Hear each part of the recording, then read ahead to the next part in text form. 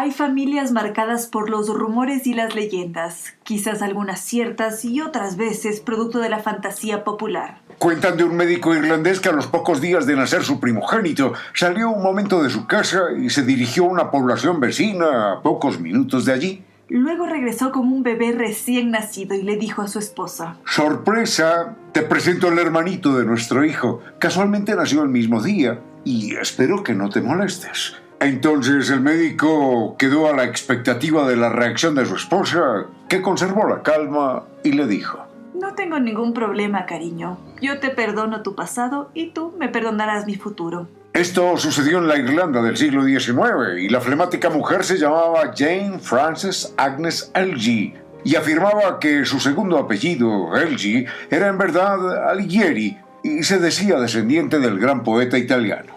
Jane Frances era una mujer culta para su época y también para la actual. Tocaba el piano, pintaba, componía temas musicales, escribía versos y era famosa por irreverente y revolucionaria. Y mucha de esa fuerza artística y de su visión irreverente la heredó su hijo, con el que, cuando el niño cumplió 13 años, formó una organización sin precedentes en la historia de la humanidad.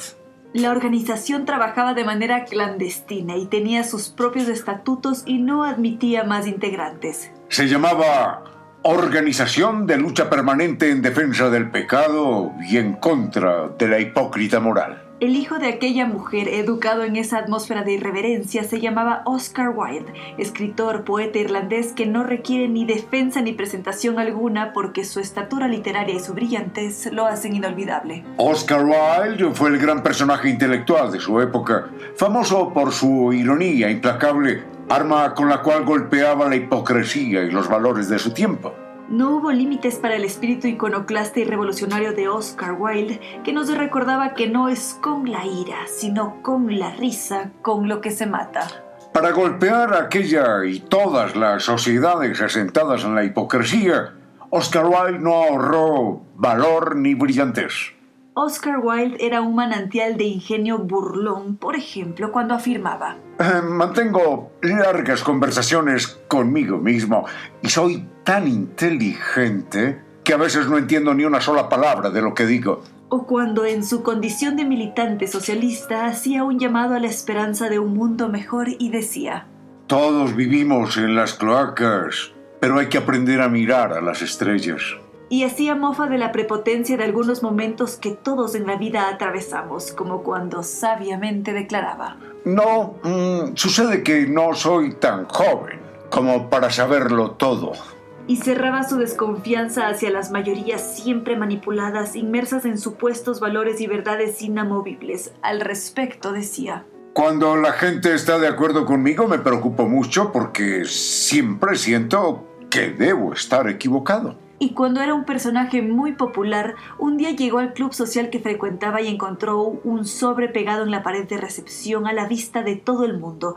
El sobre con una carta decía: Carta para el depravado homosexual Oscar Wilde. La carta era del marqués de Queensberry, personaje que todo lo que había escrito en su vida había sido el reglamento de un deporte naciente, el boxeo. Oscar Wilde acusó a aquel oscuro y mediocre marqués de difamación, pero el proceso se volvió en contra de Oscar Wilde y el escritor terminó condenado a 2 años de trabajos forzados en prisión por el delito de sodomía, precisamente con el hijo de aquel marqués indignado.